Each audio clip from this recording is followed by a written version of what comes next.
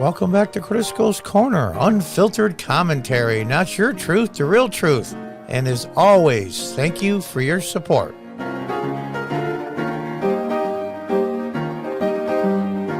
Hi folks, welcome back. I found this article from the Washington Examiner, and I think it's really fascinating, and it's worth definitely looking into. It's called The Anatomy of a Wave Election. And it talks about the Republican sweep of 1894. Now, John, what does 1894 to do with today? Well, people are people are people. As you can see here, it's interesting. The Democrats are all in the South and Republicans in the North and West.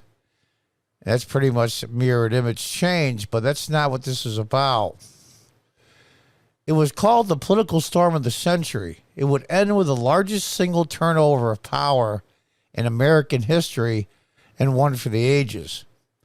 It was the fall of 1894. One of my favorite periods, by the way, in U.S. history is the late 1800s. Basically from 1880 to about 1920 is my favorite time. I think I was born too late. It was the fall of 1894. People were still feeling the effects of the panic of 1893, which had shut down most of the economy and plunged the nation into a catastrophic recession. Any of this stuff ring a bell yet? With every segment of the country in a world of pain, farmers were disgusted with the cost of wheat. Laborers were desperate for jobs and higher pay. The biggest punch of all, the Pullman strike, and those of you that don't know, that's the trains. It caused a massive nationwide boycott of all trains that carried Pullman passenger cars. And that was the main transportation at long distance. There weren't any cars back then. You got to remember. So if you wanted to go from, say, New York to Chicago, you had to take the train. It pitted labor against the company. The press, the federal government, and President Grover Cleveland, a Democrat in the beginning of his second non-consecutive term. Now, he's the only president to serve 2 terms non-consecutive. If Donald Trump runs in 2024 and wins, he'll be only the second president. When Grover Cleveland called in the U.S. Army to quell the strikers, a die was cast for his party. Just 4 years earlier, Democrats had gained 86 House seats in a majority. On election night in 1894, Republicans gained 130 seats. Now, this is back when there's a lot less Congress members. That's 35% of the lower chamber, which totaled back then 357 seats at the time.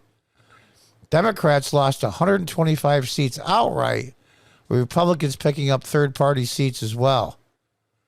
It remains the largest numerical loss for a political party in history, according to the U.S. House historian. Think about that for a minute. A lot of these things you're going to see are, talk about history repeating itself. It may not repeat exactly, but it certainly does rhyme. Newspaper accounts of the time wrote of dancing and celebrating in the streets with headlines that read, "Crowds gone wild," and the Pittsburgh Commercial Gazette writing, "Thousands of them assembled on Pittsburgh streets last night to cheer the returns." They also indulged all the infernal devices that make noise the diabolical mind of man has been able to invent. Here in Cumberland County, the headlines read that Republicans took a 200,000 vote plurality in the state. To foreshadow the demise of the Tammany Hall in New York City, as Democrats there too were swept out of office. Well, Tammany lasted a little bit past 1894. The Democrats had woefully handled their crises that came their way that year, and their use of the press as a weapon against the people had backfired. Let's read that again.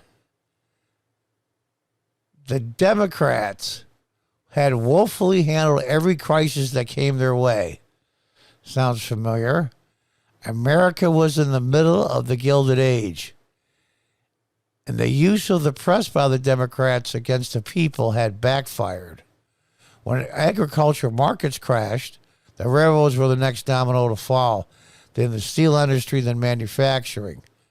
Now, our steel industry is in the toilet compared to early 20th century, and the railroads, of course, have been taken over with interstate highway and cars.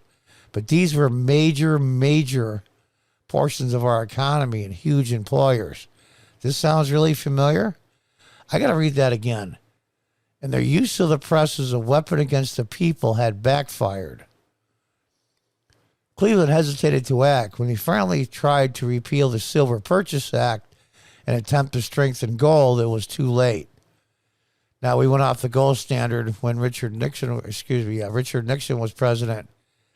And my understanding is the main reason why is because he couldn't afford LBJ's Great Society programs. By going off the gold standard and going the fiat currency, which we have currently, you can print and print and print without any gold to back it. And see how this has worked out. His move caused a bank run and a stock market crash. Unemployment at nearly 20%, and voters wanted a lot of his party thrown out. Making Democrats' problems even worse was a new populist movement. Populist movement. A left-wing faction of the party that was siphoning off the support of farmers and laborers, especially. They were furious over Democrats being in bed with big business. Does this sound familiar, guys? Sure does to me. The populists not only cost the Democrats even more seats, but their politics had a lingering effect on the Democrat Party. It would be 16 years before Democrats won a House majority again. That's amazing. The blowout also affected their presidential prospects because they are connected.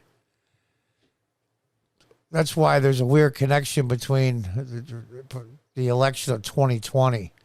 And I can't get into details, but the down party ballots in the presidential ballot had a big space. And we'll just leave it at that because this is YouTube and I can't go into details. Despite the massive midterm election loss, Cleveland would attempt to seek office for a third time. Like I said, he's the first president and only so far that had two terms that were non-consecutive. He failed, losing renomination of populist firebrand William Jennings Bryan, who would run for president and lose 3 times as a Democrat. Speak for hours. Incredibly, deeply devout religious Christian. It's interesting.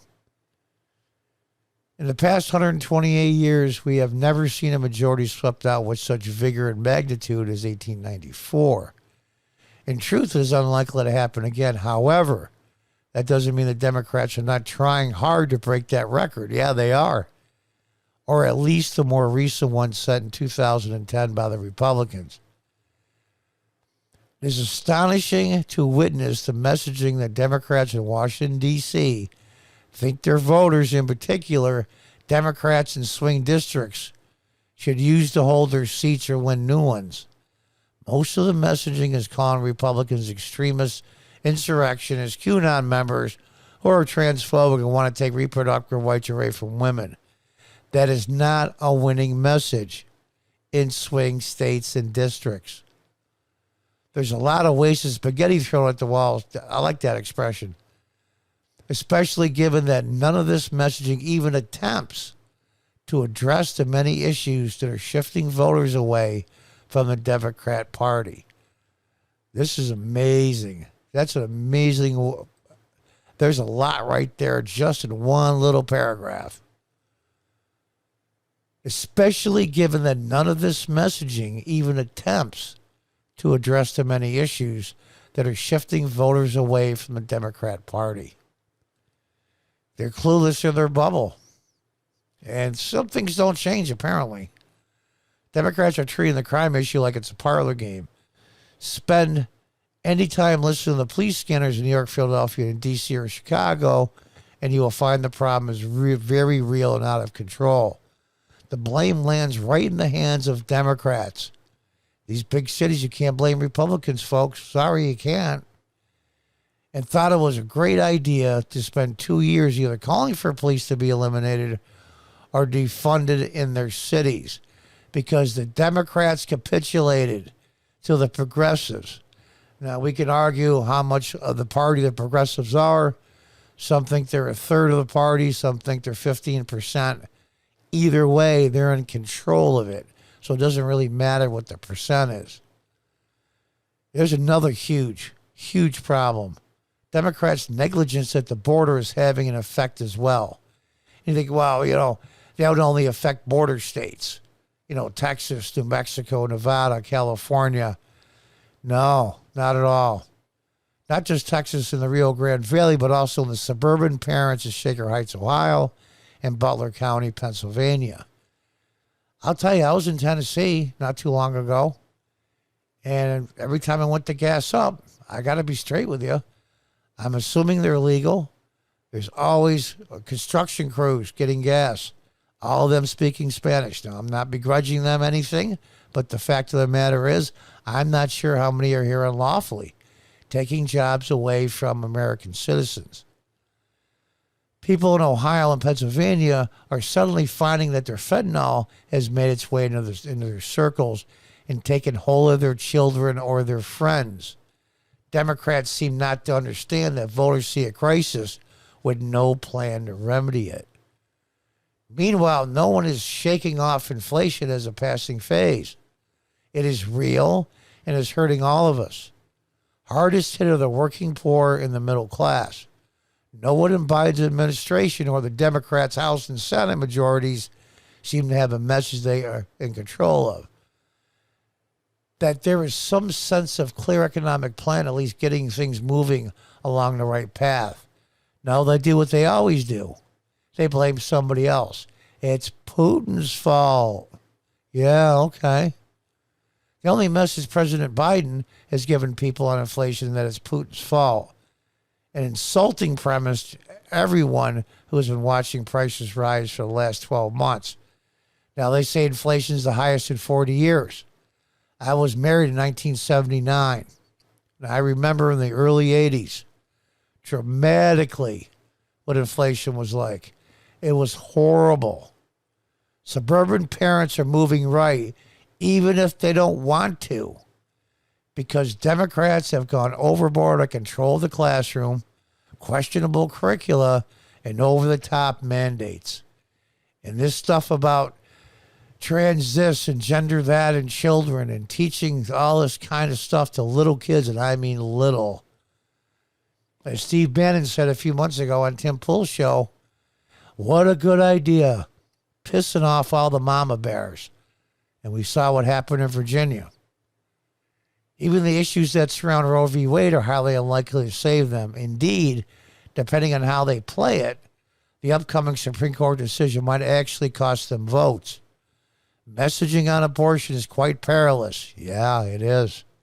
The more you argue in favor of it, and the more emotionally and graphically you do so, the more you turn people off. Now, Chuck Schumer, I live in upstate New York, my senator, and I say that tongue-in-cheek, is trying to get a vote in the Senate on making abortion legal as a federal law. Now, here's the thing. The devil is in the details. The vast majority of the American people do not want abortion to be illegal nationwide. But Roe v. Wade is bad law because it was passed without legislative approval. And Democrats, what they normally do is they legislate through the judicial system, which is a horrible way to do it. And if Schumer puts in his abortion, where are the details? Where is there a cutoff, if there is one? Can you get one all the way up through the 9th month? Is there a cutoff, first trimester, beginning of the second, even farther? The devil's in the details.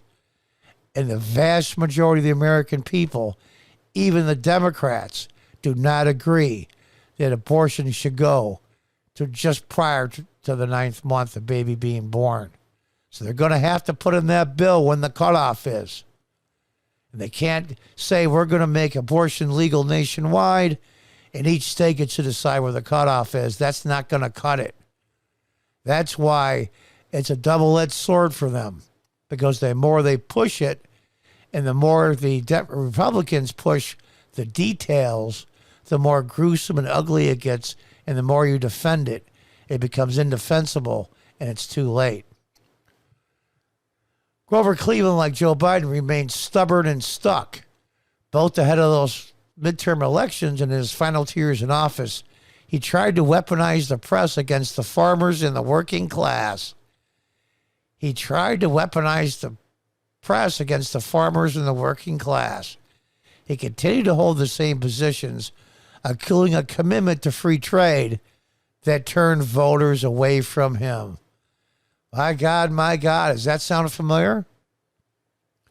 On the day after November 6 midterms in 1894, the chairman of what was then called the Congressional Democratic Committee, Senator Charles Faulkner of West Virginia, wept as he told the Chicago-based Daily Inter-Ocean, "I did the best I could." Cleveland, for his part, said nothing for days. He left the White House early on the day of the election to escape to his country home in Woodley Lane. His first emergence came in the form of a proclamation making November 29th a day of thanksgiving and prayer. He never forgave his party for abandoning him 2 years later. Like I said, history doesn't exactly repeat itself, but it certainly does rhyme. And I hope and I pray that the same thing happens this midterms. Now you're saying, John, well, the country was a lot different back then, a lot less people, issues were different. As you can see, they're not. People are people are people. Well, it's 1,000 years ago or 1,000 days ago. Human nature never changes ever. And that's the one thing that progressives have never figured out. You can't change the nature of people. And these same issues that are driving themselves into the ground, if you had $10,000 saved in your bank account 2 years ago, right now, somebody stole $1,000 out of it. And you say, well, John, who could steal it? Because it's only worth $9,000 now because of inflation. And that's the killer. And that's the real cancer that eats away at financial systems. Inflation is horrendous. It's a cancer that'll eventually kill the host. I remember in the early 80s when I was first married. It was terrible.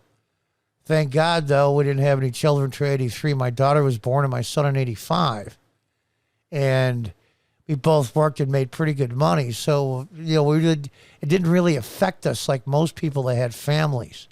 We just rented an apartment and had the one car. So we got through it. I shouldn't say unscathed, but it didn't kill us. But it's killing the middle class. The middle class that started after World War II. And that became the baby boomers, of which I am one of.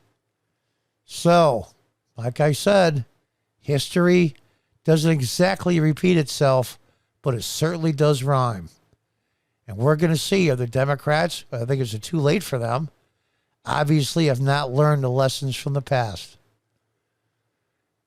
And until next time, goodbye and good luck.